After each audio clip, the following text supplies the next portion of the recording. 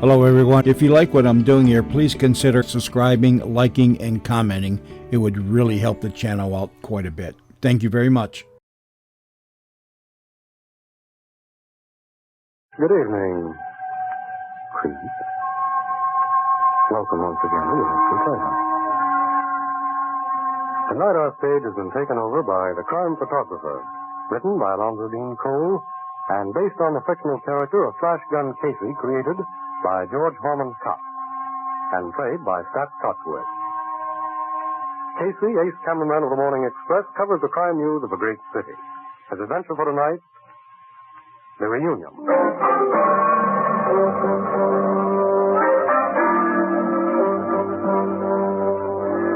About 9 o'clock in the evening, a luxurious suite in our city's most expensive hotel. One of its present occupants is a strikingly beautiful woman. In her hands is the latest fashion magazine, but she stares at it without interest. Irene? Irene? Yes, Ruth? You haven't turned a page in that magazine for half an hour. I've been thinking. Oh, Irene, why don't you put him out of your mind? If a man had done to you what my husband has tried to do to me, could you drive it from your mind? Oh, yes, I made Kurt a success. He was just a poor weakling when I met him. I made him a great sculptor. I made him rich and famous. Now he's repaid me. But he's not going to get away with it. Your lawyers will see to that, Irene. They told you they can nullify that divorce Kurt got from you. When I think of the rottenness of it, I don't anymore. Ruth, when you and I were in South America, the trip Kurt persuaded me to take for my health. Mm-hmm. All the while, he was establishing residence out of this state to divorce me for abandonment. Then, when we came home 4 days ago, we find he's been granted his divorce. It was rotten, dear, so rotten. And he was preparing to marry another woman. That Bixby woman. Oh, he's contemptible. Filthy, loathsome. Often I think of it, I want to kill him. I don't want to kill him, Ruth. I want to keep him. Keep him? Yes. What? No other woman's going to have him. Tomorrow I'm going to sign the papers for the nullification of the divorce, and will you answer that, Ruth? Certainly. Say I'm not here. All right. Hello?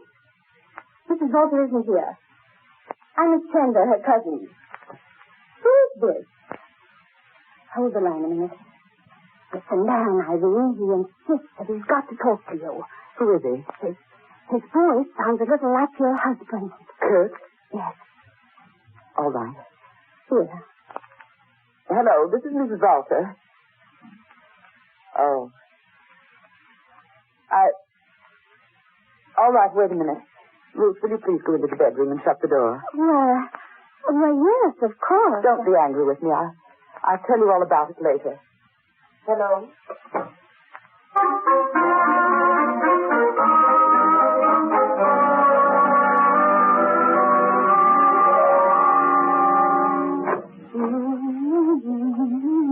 Oh, Ruth, forgive me for sending you out of the room. Irene! I'm going out. You've got to help me dress in the prettiest things I have.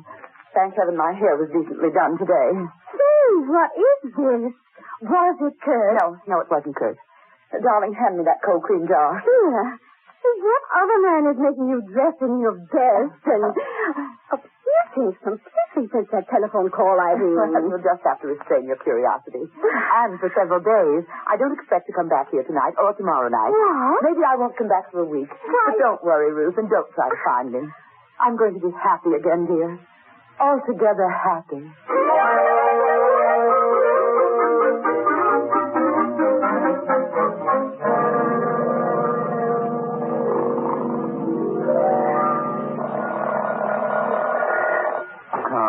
What is it? Hello? Casey, this is Ann. Who? Ann Williams. Nobody but that name here. You got the wrong number. Hey, wait a minute. What? Huh? Wake up, you dope. Wake up. Annie, huh? Now he knows it. What's the big idea of phoning at this hour? Right, Donald, listen. You've heard me speak of Ruth Chandler. Have I? Yes, you have. She went to college with me. And she's a cousin of the rich and very beautiful Mrs. Kurt Bolton. You mean the wife of the big sculptor? Indeed, I do. Now, listen, Ruth phoned me a few minutes ago and told me that Mrs. Bolton disappeared 10 days ago and has not been heard from since. Yeah? Yes. notified the cops yet, so we're getting first in on what may be a good story. Well, give me all the dope, Annie. What did he give you? Ruth will tell us the story as soon as we get to the hotel. Oh, okay, Annie. I'll pick you up in about 20 minutes.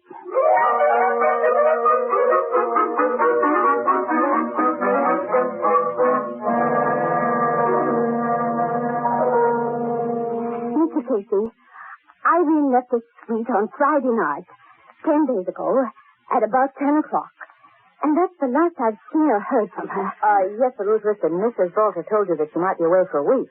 Now, maybe she's just staying wherever she is a little longer than she intended. But she's not where I thought she was going then. Miss Chandler, you figured that Mrs. Volter was joining her husband for a reunion. It was the only thing I could figure, Mr. Casey.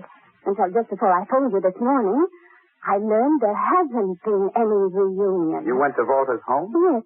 I talked to Mrs. Royce, his housekeeper. She told me that during the past 10 days, Kurt has been working almost constantly in his studio. It's attached to the house. And that Irene hasn't been there. Sure she told you the truth? Positive. She and I are old friends. She wouldn't lie to me. Mr. Casey, do you think I should ask the police to look for Irene? No, I wouldn't. You know how women feel who've just been separated from their husbands. Maybe she just... Well, she might be. To say, is this photograph on the piano a picture of your cousin? It is. Mm-hmm. This was taken some time ago. About 15 years ago, soon after her marriage, at the time she was posing for the statue that made her husband famous. The Sleeping Goddess? You know about it? Yeah. I've seen copies of the original. I kind of like sculptures and paintings. So Mrs. Walter modeled for it, eh? Yes. Mm-hmm. Annie, this face isn't just beautiful. It's got power in it, real power. It has that, all right. No photograph can do Irene full justice. She has the most wonderful hair, Mr. Casey. True golden hair. Yes, Anne told me about that. And I've seen Kurt go into temperamental rages because he's a sculptor and not a painter. He couldn't reproduce her hair in bronze or marble, of course. Miss Chandler, when you talked to his housekeeper this morning, did you ask her where Walter was on the Friday night your cousin left here? Mrs. Royce remembered that he'd worked in his studio all that night until about 8 o'clock in the morning. He was doing some noisy construction work on a mole. Well, did she see him working there? No. He never permits anyone in the studio when he's working. Then he could have gone out for a while. Mr. Casey, I believe you have the same awful idea that I have. That Kurt might have slipped out of the studio unseen, met Irene somewhere, and killed her. Did you let this Mrs. Royce know of your suspicions? No. I even asked her not to tell anybody that I'd been out to see her this morning. I don't know why. I just did. Good. I'd like to talk to Walter before he knows a search has been started for Mrs. Walter. I just might catch him off guard. Just might. Well, let's go, Annie.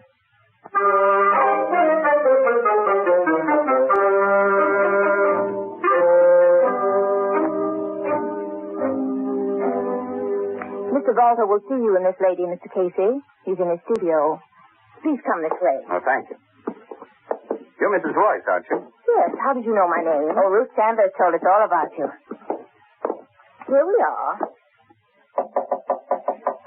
Come in. The lady and gentleman from the Morning Express, Mr. Volter. Miss Williams and Mr. Casey.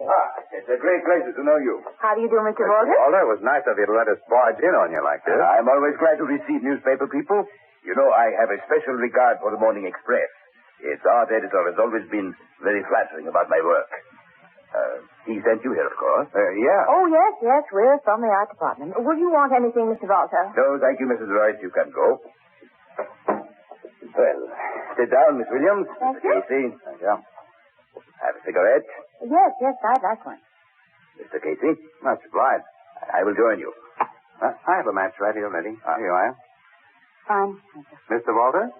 Thanks. No, please. Do not light your own with that, Mr. Casey. Not three on the match. Okay, since you're superstitious. You see, I was born in Europe, in a little mountain village where people still believe in witchcraft, ghosts, and omens. I'm afraid my many years in this enlightened country have not completely eradicated my early teaching. I see. This is an enormous studio you have. Yes, we sculptors require a great deal of room. Yeah. See, this plaster model of your sleeping goddess must be over 8 feet long. Mm-hmm. He's certainly a masterpiece. I never saw the original. You are looking at the original now. I thought that was somewhere in Germany. I must explain my method of working. First, like all sculptors, I make a wax or clay model of my conception. But when it is only roughly complete, I take from it a mold and then make a casting of plaster. On the plaster cast, I carve my finishing touches. Another mold is then taken for the final casting of metal. This model provided the final mold. It's a true original, then. Yes. It's now almost priceless. You see, its bronze replica was destroyed by a bomb during the war. This really is worth plenty, then. Many consider it my greatest work. I understand the model who posed for it was your wife. Yes. She is now my ex-wife. We are divorced. Yeah? Well, if she looked like this sleeping goddess, she was certainly some woman. More like a goddess than a woman. She had the most wonderful hair in the world. But it was not of this world. Let us not talk of her. Okay. Hey. When did you make this plaster model, Mr. Bolton? 14, 15 years ago. Why? The head feels damp, like fresh plaster. The head? That cannot be. Feel it. It is not damp. What do you say, Miss Williams? Feels stone dry to me, Casey. Huh? Yeah. Sure. Funny. When I first touched it, it felt cold and clammy. Like death. Death? Yeah. I see you don't have to go through your house to get in or out of this studio, Mr. Bolton. There's a door leading directly outside. Yes. But will the story you and Miss Williams do about me concern this sort of thing? Well, hey, we must be getting to that story, yes. We want to hear about your most recent work, Mr. Bolton. My current work is this group here. Oh, hey, that's a bigger hunk of plaster than the goddess. That's what you call hunk of plaster. Will bring me $30,000 when cast in bronze. Wow. You're in a good business. What do you call this group? I call it the reunion. The reunion? Mm-hmm. Yes. It is a symbolic conception. When did you cast that plaster? Why, just 10 days ago. I set up my mold and worked all night. All Friday night? It was a Friday night. And you call it a reunion?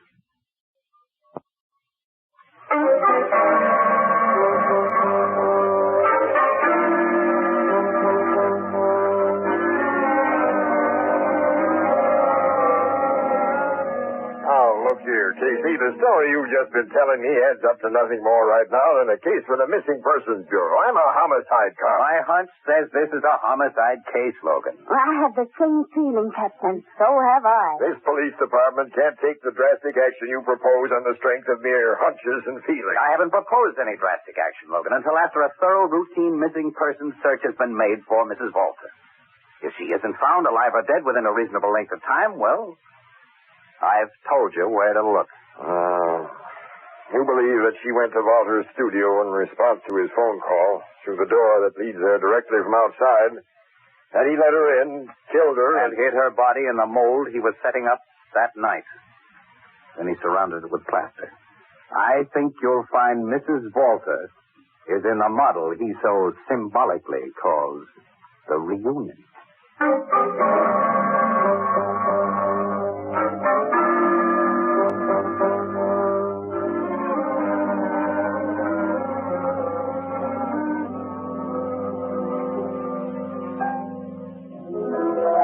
Casey? Hiya, Miss Williams. All right, Ethelbert. Hello. I ain't seen you two all day. What do you have to drink?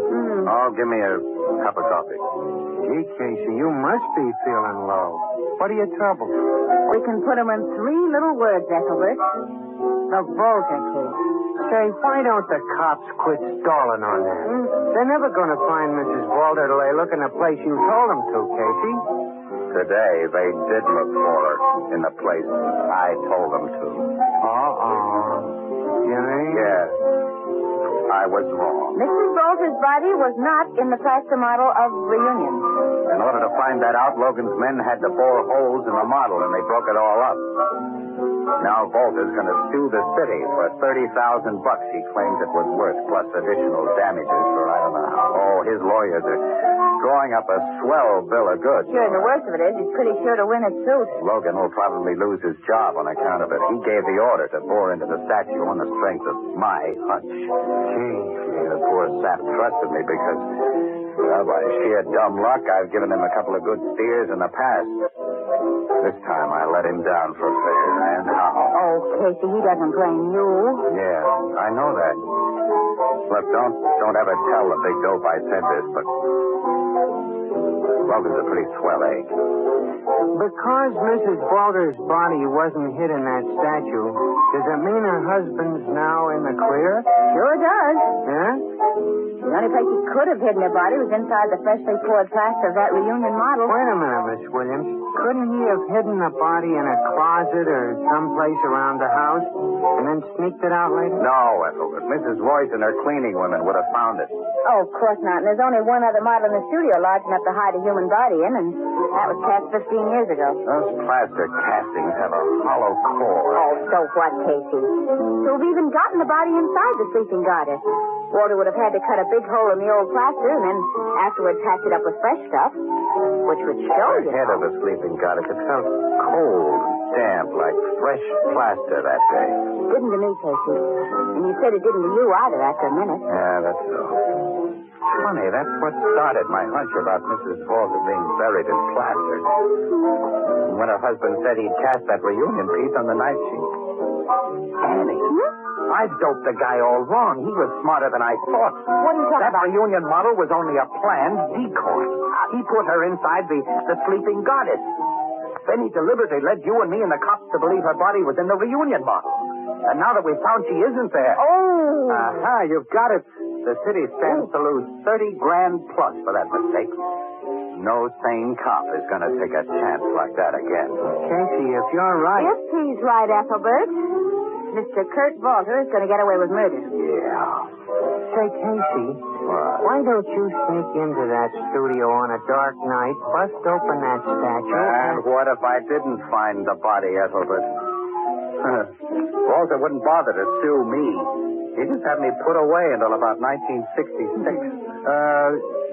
I got no more suggestions. I haven't even got a thought. Wait a minute. I have. Yeah? What? And I'm going out to see Mrs. Royce, Walter's housekeeper, and ask her one confidential question.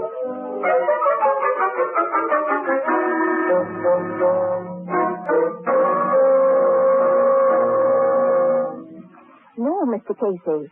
Since the night he made that plaster casting of his reunion group, Mr. Walter has never gone into his studio after dark. I see. Oh, I thought it rather strange. He used to do so much work in there at night.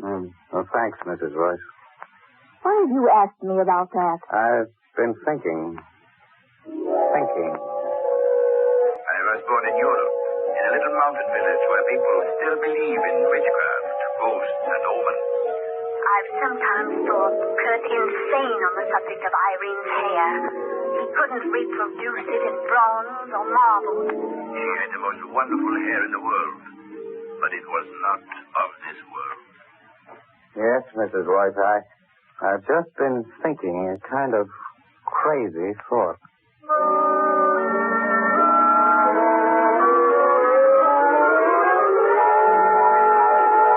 This scheme of yours is absolutely nuts. Call it a long shot, then, Logan, and play it with me, will you? If it happens to work, you save your job, the town saves at least $30,000, I save my peace of mind, and we'll have the goods on a rotten killer. Okay, pal, I'll take a chance.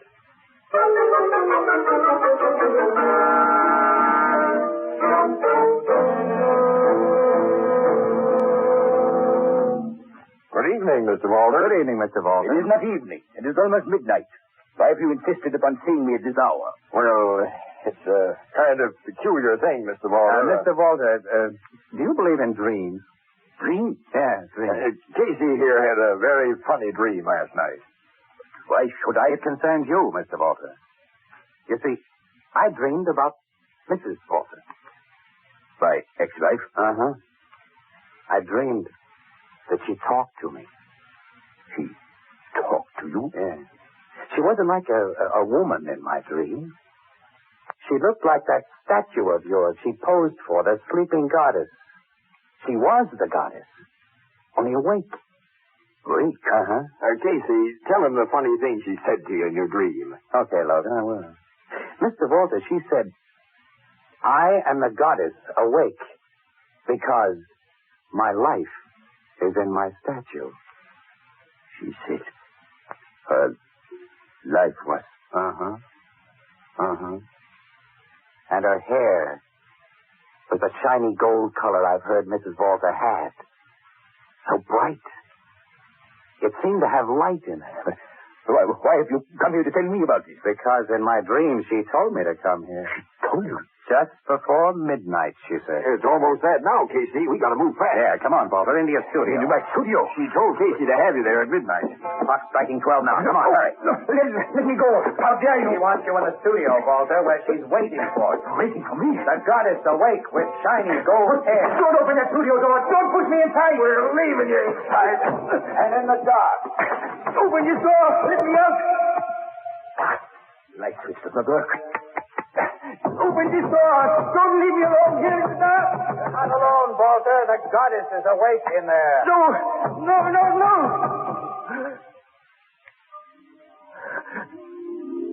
That golden light. That golden light. Rises. Moves his way. No. Don't come any closer. I'm sorry, Irene. I had to kill you. You ruled me. I've been your slave. The slave of your will. Your golden hands that mocked my heart. I had to kill you and hide your body in that sleeping goddess. I had to make you sleep forever. Don't come any closer. Forgive me. We've heard enough, Casey. All we need, Logan. Switch on your flashlight. Okay. Casey, I'm glad to have some light in here. You did a swell job, Eddie. I was scared. You know what? I was scared. I didn't like to seeing a ghost in the dark. You scared Mr. Kurt Walter a lot more, Miss Williams. He's fainted. You did? I figured all he needed was to see the shadow of a woman with a luminous wig rise from behind that plaster statue and walk slowly toward him. Casey, I'll never do this kind of job again. I'll never do Wait it a again. minute. You're trembling, kid. Now, what's the matter? I don't know. I don't know. You know what happened? Just at midnight. When you pushed Walter through the door and I went into my act, I got suddenly afraid. Afraid of Walter? No, afraid of her. Annie, what? Hey, How was I? Walter hasn't fainted. He's dead. Dead? Yeah. Dead. Hey, Miss Williams, you never got very close to him with that blonde wig of yours, did you? No? What is it, Logan? Look at this dead guy's neck, Casey. A single golden hair is wrapped around it, almost like a noose. A creep that rings down the curtain on the Mystery Playhouse for tonight. The Reunion, a crime photographer story written by Alonzo Dean Cole, is based on the fictional character of Flash Gun Casey, created by George Horman Cox. Stats Coxworth was heard as Casey, and Miss Leslie Woods played Anne. Until next time, please, good night. Sleep time. This is the Armed Forces Radio Service.